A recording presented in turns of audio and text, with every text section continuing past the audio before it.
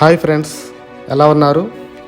ఈరోజు నేను చెప్పే అంశం డబ్బు మీద విశ్వాసం ఉంచడం ఎలా. డబ్బు మీద విశ్వాసం కంటే ముందు నీ మీద నీకు విశ్వాసం ఉండాలి. విశ్వాసం గురించి స్వామి వివేకానంద వారు ఏం చెప్పారంటే, అపార విశ్వాసం, అనంత శక్తి, ఇవే విజయ సాధనకు మార్గాలు. ఆత్మవిశ్వాసం కలిగి ఉండండి. గొప్ప విశ్వాసాల నుండే మహత్తరమైన కార్యాలు సాధించబడతాయి. మనిషికి మధ్య గల భేదం విశ్వాసంలో ఉన్న భేదమే తప్ప మరేమీ కాదు. ఒక వ్యక్తి ఉన్నతునిగాను, మరొక వ్యక్తి దుర్బలునిగాను, మరొక వ్యక్తి అధమునిగాను చేసేది ఈ విశ్వాసమే. నువ్వు ఏదైతే నమ్ముతావో నీకు అదే జరుగుతుంది. విశ్వాసానికి మించిన ఆయుధం మరొకటి లేదు. విశ్వాసం బలంగా ఉంటే పర్వతాలను సైతం కదిలించగలరు. దేన్ని సాధించాలన్నా మొట్టమొదట మీరు సంపాదించుకోవలసింది బలమైన ఆత్మవిశ్వాసం. పూర్తి విశ్వాసంతో చేసే ప్రార్థనలకు సమాధానం ఇవ్వబడుతుంది. ప్రార్థన మీ జీవితాలలో సానుకూల శక్తి పెంచుతుంది. విశ్వాసంతో చేసిన ప్రార్థన ద్వారానే మీ యొక్క భావాలు విశ్వంలోకి ప్రసరించబడతాయి. నీలోని విశ్వాస శక్తిని బట్టి మీ ప్రార్థనలు ఫలిస్తాయి. మీరు ఆరోగ్యంగా ఉండాలన్నా, మీరు ధనవంతులు కావాలన్నా, మీ కోరికలు తీరాలన్నా, మీ లక్ష్యం సాధించాలన్నా, మీ వ్యాపారాలు బాగా జరిగి సంపన్నులు కావాలన్నా మీకు కావాల్సింది దృఢమైన విశ్వాసం. చాలామంది వారి మీద వారికి విశ్వాసం లేక వారి దగ్గరకు వీరి దగ్గరకు వెళ్ళి, నేను బాగా చదువుకుంటానా, నాకు మంచి ఉద్యోగం వస్తుందా, నేను బాగా సంపాదిస్తానా, నేను బాగా వ్యాపారం చేస్తానా అని అడుగుతుంటారు. ఇది అవిశ్వాసం. అనుమానమే పెనుభూతం, ఆత్మవిశ్వాసమే ఘన విజయం. మీ మీద, మీ వ్యాపారాల మీద, డబ్బు మీద విశ్వాసం ఎలా ఉండాలో ఈ చిన్న కథ ద్వారా వినండి. ఓ వ్యాపారవేత్త వ్యాపారంలో తీవ్రంగా నష్టపోయి అప్పులు పాలయ్యాడు. అందులో నుంచి బయటపడటానికి ఎలాంటి మార్గము కనపడలేదు.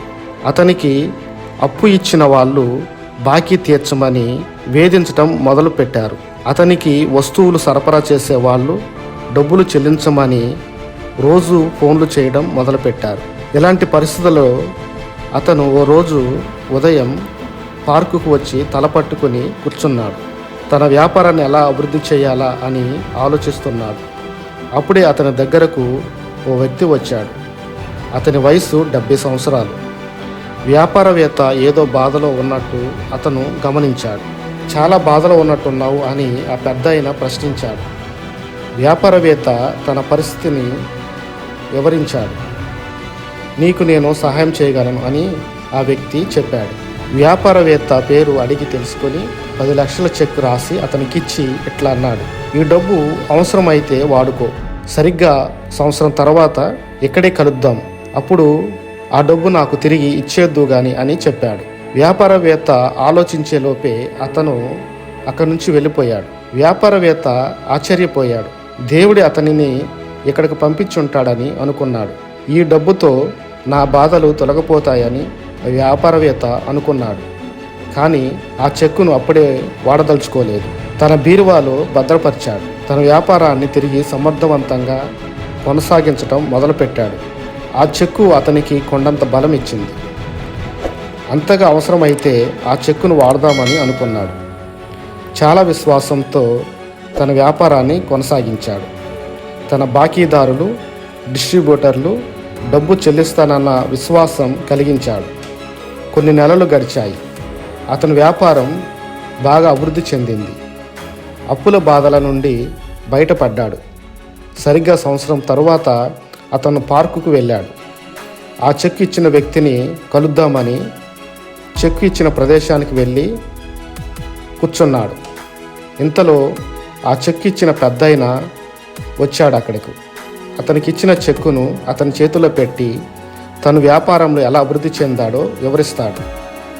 అదే సమయంలో 2 నర్సులు పరిగెత్తుకుంటూ వచ్చి ఆ పెద్దాయనను గట్టిగా పట్టుకొని, అమ్మయ్య దొరికావంటారు. ఏమిటి అని వ్యాపారవేత్త ఆ 2 నర్సులను అడగగా, మతిస్థిమితం లేదు, ఇతని బాగోగులు మేమే చూసుకుంటాము, ఇతను ఎప్పుడు ఇంటి దగ్గర నుంచి పారిపోయి ఈ పార్కు దగ్గరికి వస్తూ ఉంటాడు అని ఇద్దరు నర్సులు చెప్పారు. వెంటనే వ్యాపారవేత్త ఆశ్చర్యానికి లోనవుతాడు, షాకు గురవుతాడు. సంవత్సరం పాటు తన దగ్గర 10 లక్షల రూపాయలు ఉన్నాయన్న ధైర్యంతో అప్పుల వాళ్ళని, కస్టమర్లను, తనకు వస్తువులు సరఫరా చేసిన డిస్ట్రిబ్యూటర్లను సమర్థవంతంగా ఎదుర్కొన్నాను, వాళ్ళను ఒప్పించగలిగాను, కష్టాల నుంచి బయటపడగలిగాను అని చాలా ఆశ్చర్యానికి గురవుతాడు. కొద్దిసేపటి తర్వాత అతనికి అర్థమైంది, అతను సమర్థవంతంగా ముందుకు నడిపించింది తన దగ్గర డబ్బు ఉందన్న విశ్వాసం మరియు తన యొక్క ఆత్మవిశ్వాసం, సాధించాలన్న కాంక్ష. డబ్బు మీద విశ్వాసం ఉంచండి, మీకు కొండంత ధైర్యంగా వస్తుంది, మీ జీవితం, మీ ఆత్మవిశ్వాసం మెరుగుపడుతుంది. రైట్ సోదరులు విమానం కనిపెట్టక ముందు కొన్ని వందల సార్లు అపజయం పొందారు. కానీ వారిలోని ఆత్మవిశ్వాసం, మేము సాధిస్తాము అన్న నమ్మకం వారిని విమానం కనిపెట్టేలాగా చేసింది.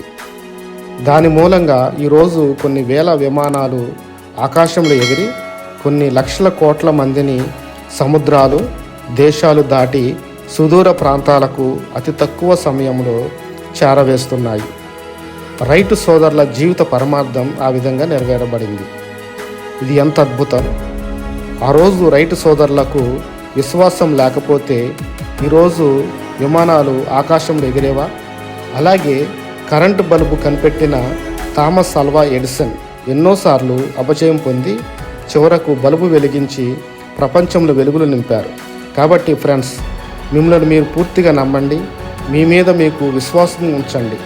మీలో మీరు ఎప్పుడు ఇలా అనుకోండి, నేను బాగా చదివి మంచి మార్కులు తెచ్చుకుంటాను, నేను మంచి వ్యాపారం చేస్తాను, మంచి ఉద్యోగం చేస్తాను, నేను బాగా సంపాదిస్తాను, ఈ విశ్వంలోని అనంతమైన సంపద నన్ను చేరునుగాక, నా జీవితంలో నేను ఉన్నతమైన శిఖరాలు చేరుకుంటాను, నా లక్ష్యాన్ని నేను ధైర్యంగా ఎదుర్కొంటాను, నా పనులలో ఎప్పుడు విజయం సాధిస్తాను. ఒక వ్యక్తికి విశ్వాసం ఉంటే ఏదైనా చేయొచ్చు, ఎంతైనా చేయొచ్చు.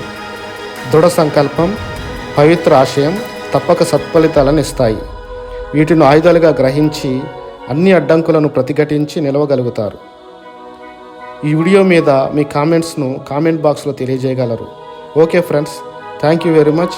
Kindly subscribe, like and share to your friends and relatives. Thank you.